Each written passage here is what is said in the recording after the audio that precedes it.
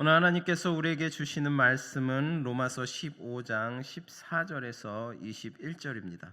로마서 15장 14절에서 21절을 교독하겠습니다.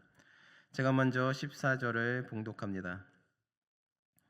내 형제들아, 너희가 스스로 선함이 가득하고 모든 지식이 차서 능히 서로 권하는 자임을 나도 확신하노라.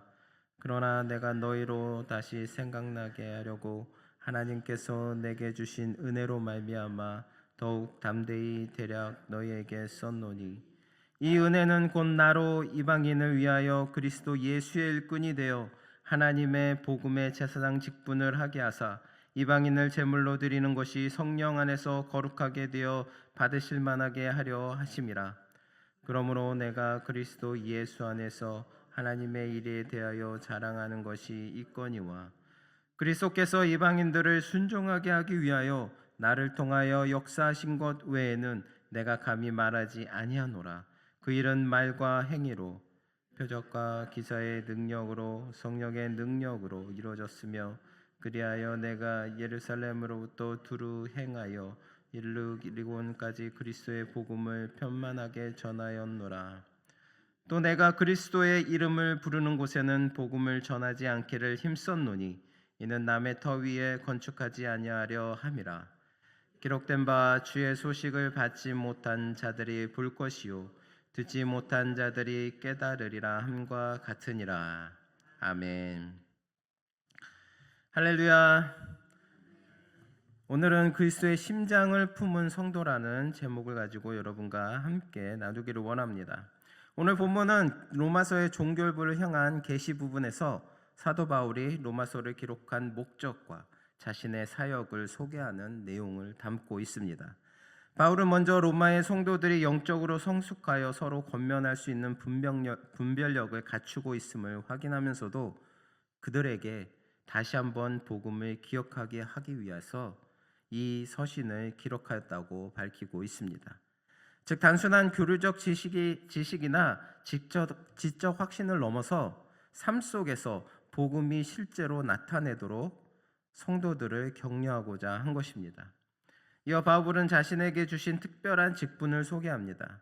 그는 하나님께서 자신을 이방인을 위한 사도로 세우셨으며 성령의 능력으로 성결하게 변화된 이방인을 하나님께 봉헌하는 복음의 제사장으로 삼으셨다고 고백합니다. 또한 지금까지 행한 이방인 전도 사역을 간략히 언급하면서 예루살렘에서부터 아드리아해 동쪽 연안 일루리곤까지 복음을 전파하고 또 성령의 능력으로 수많은 표적과 기사를 행했음을 밝히고 있습니다. 그러나 바울이 자신의 업적을 자랑하기 위함이 아니라는 점이 중요합니다. 그는 이 모든 사역을 하나님의 구속 계획 속에서 진행된 것임을 설명하고 있습니다.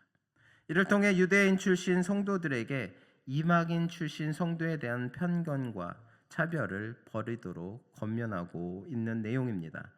바울의 이러한 기록은 단순한 역사적 서술이 아니라 교회의 하나됨과 또 하나님께 속한 삶의 실천을 강조하는 중요한 교훈이 됩니다.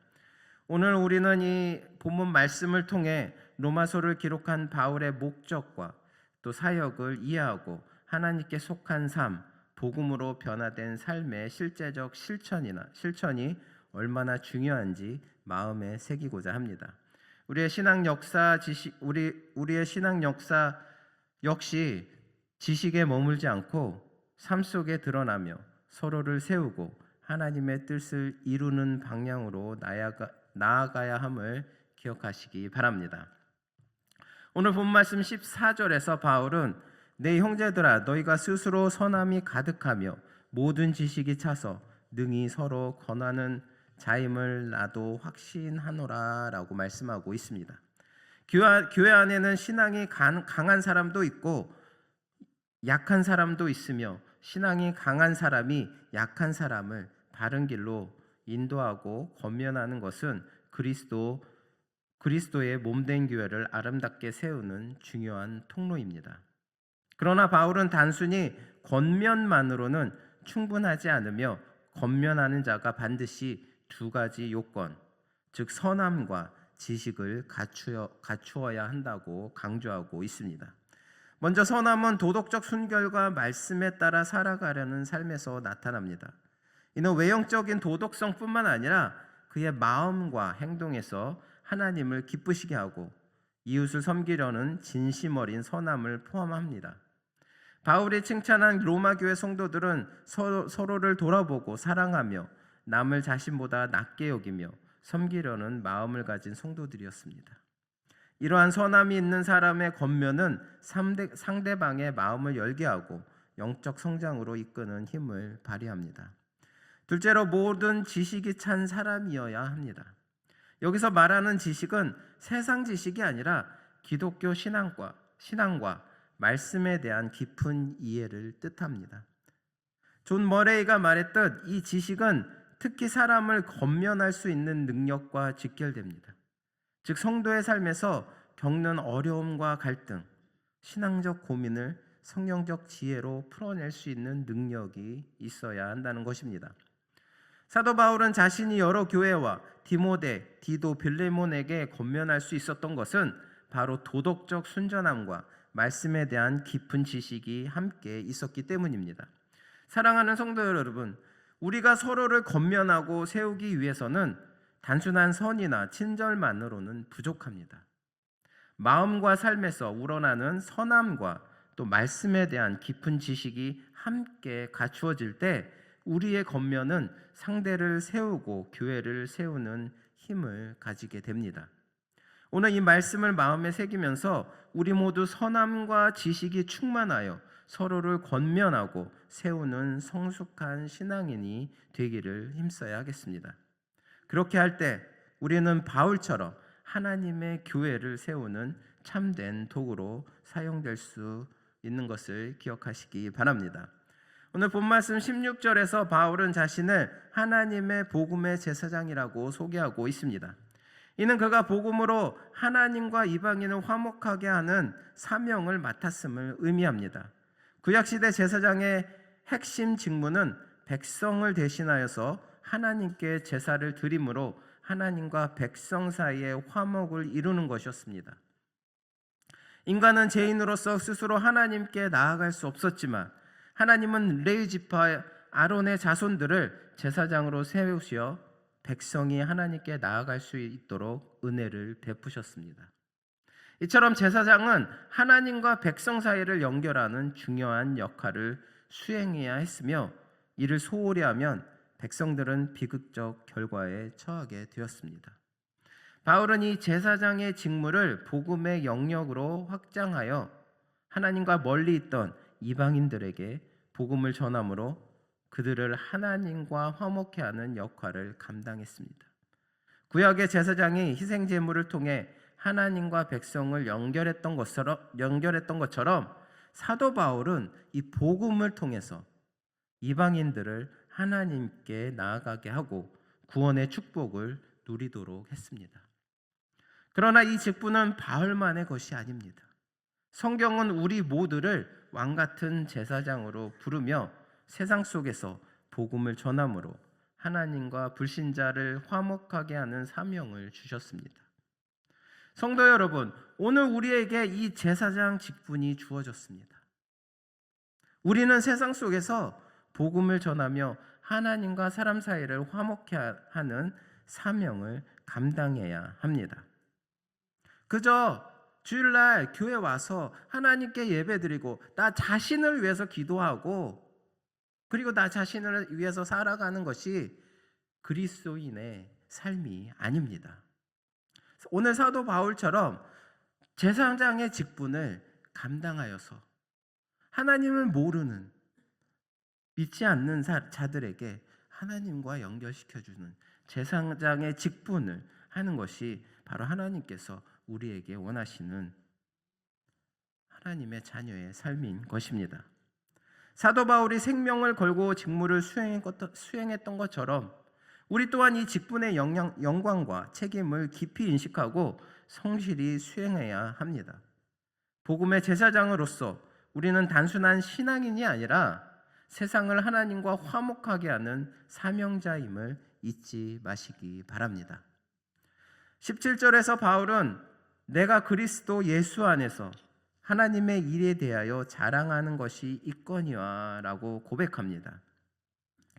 바울이 자랑한 것은 바로 예수 그리스도를 믿음으로 체험한 하나님의 일과 또 복음의 능력입니다.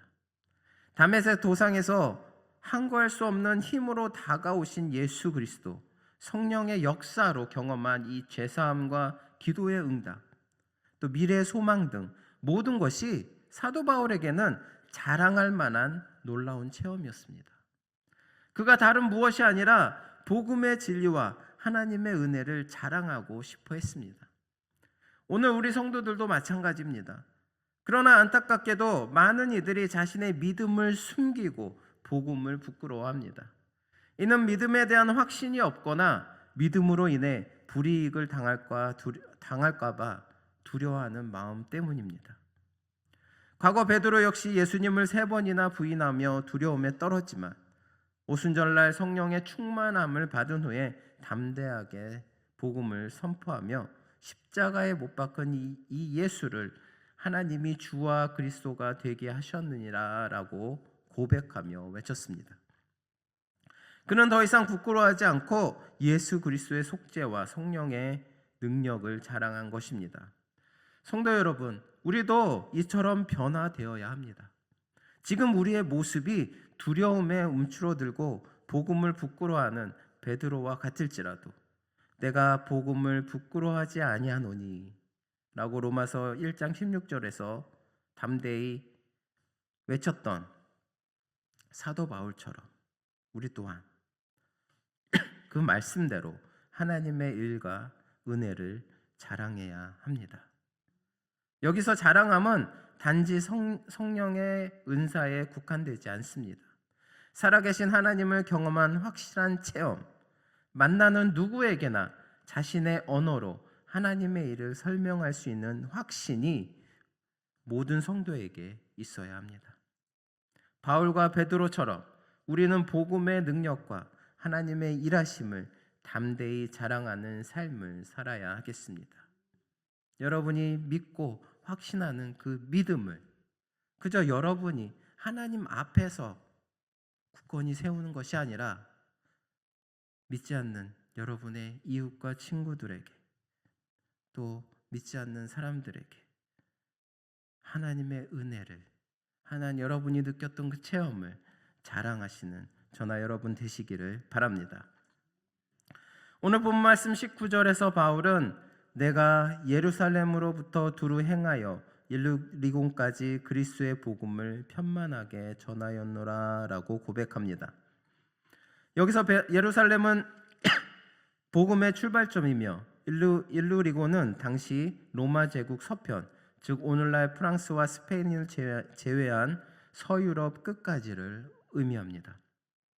바울은 다메섹 도상에서 회심한 후 이방인의 사도로 부름받아 주님의 지상 명령에 따라 구체적 목표를 세우고 이를 이루기 위해서 삶 전체를 헌신했습니다. 그는 소아시아 지역에서 복음을 전하는 것에 시작하여 마게도냐와 아가야 지역 또 나아가 로마까지 복음을 전하며 세 차례의 전도 여행을 통해서 수많은 영혼을 주님께로 인도했습니다. 사도 바울의 이 고백은 단순한 업적 나열이 아닙니다.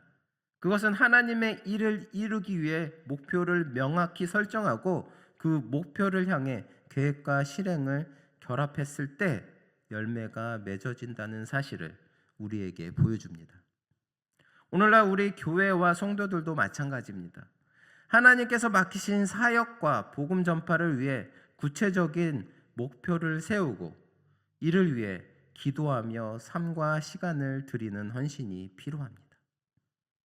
단순히 연관 목표를 세우는 것만으로 충분하지 않습니다. 목표가 이루어지도록 뜨겁게 기도하고 구체적 행동과 헌신으로 실천할 때 하나님의 일이 우리를 통해 이루어지는 것입니다. 사도 바울처럼 우리의 삶 속에 목표를 명확히 세우고 주님의 뜻을 이루는 일에 손과 발이 되어 나아갈 때 하나님의 복음은 더욱 풍성하게 확장될 것입니다.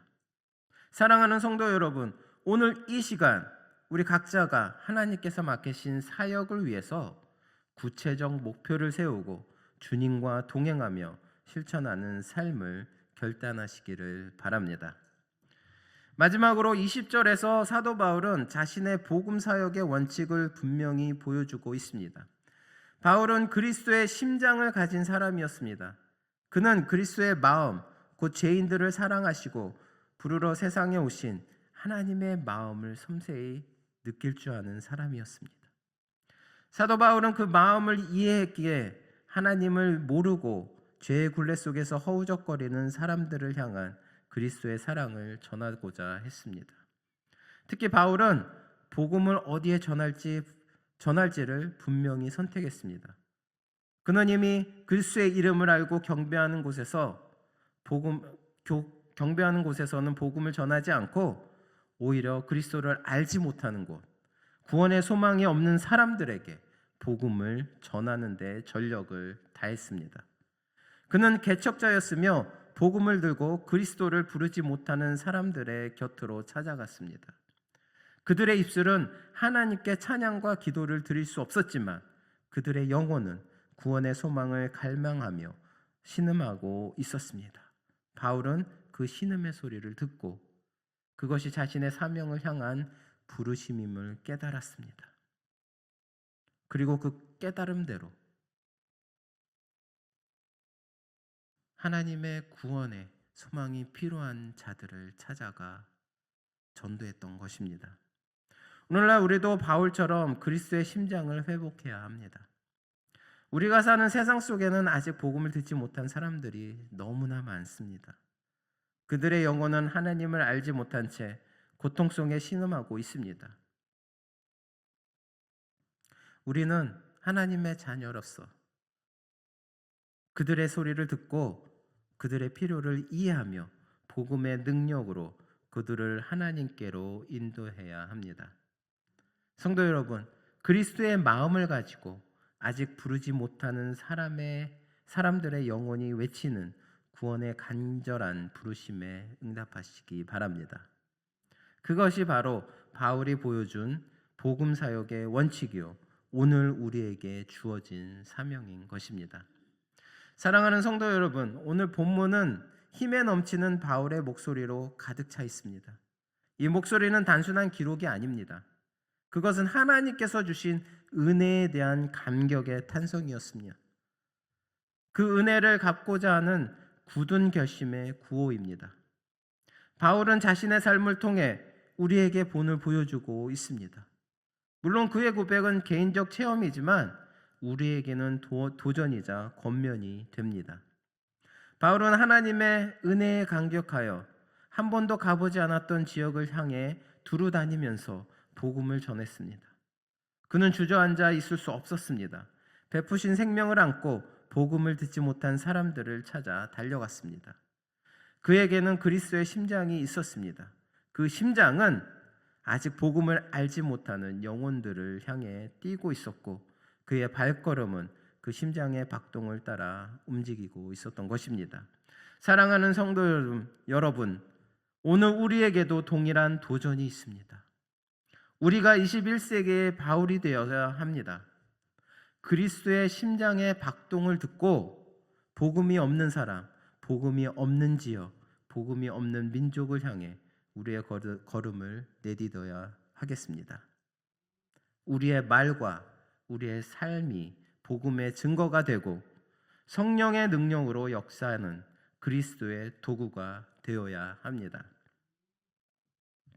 이제 우리 모두 바울처럼 은혜에 감격하여서 그냥 그 자리에서 주저앉아서 그냥 나만의 믿음의 삶을 살아가는 것이 아니라 그들이 그리스도의 심장과 함께 우리의 발걸음을 하나님을 모르는 사람들에게 나아가시기 바랍니다. 그리스도의 사랑을 가지고 함께 뛰어나아가시기 바랍니다. 세상의 어두운 곳마다 복음의 빛을 전하는 주님의 제사장으로 사용되시기를 간절히 소망합니다. 그럴 때 하나님께서 마련하시고 여러분에게 주시는 하나님의 축복이 여러분의 삶 가운데 항상 임하게 될 것입니다. 왜 하나님께서 여러분들을 세워 주셨습니까? 사도 바울처럼 아직도 주님을 원하는, 모르지만 주님을 원하는 그런 사람들에게 나아가기 원하기 위해서 여러분들을 세워 주셨습니다. 이제 그 자리에서 서 계시지 마시고 주님의 심장을 가지고 뛰쳐나아가시는 저나 여러분 되시기를 바랍니다. 기도하시겠습니다. 사랑의 하나님, 오늘 말씀을 통해 바울이 보여준 은혜에 감격하며 복음을 전하는 삶을 배우게 하셨습니다. 주님, 우리의 마음에 그리스도의 심장을 부어주시고 복음이 없는 사람들을 향한 주님의 마음을 느끼게 하여 주시옵소서. 우리가 원수까지 사랑하며 서로 권면하고 세워주는 성숙한 신앙인이 되게 하여 주시고 모든 사역과 삶에서 주님께 영광을 돌리는 도구로 사용하여 주시옵소서. 오늘 주님의 은혜를 기억하며 오늘도 나의 삶 속에서 구체적으로 하나님의 일을 이루는 믿음의 발걸음을 내딛게 하여 주시옵소서. 감사드리며 예수 그리스도의 이름으로 기도드립니다. 아멘.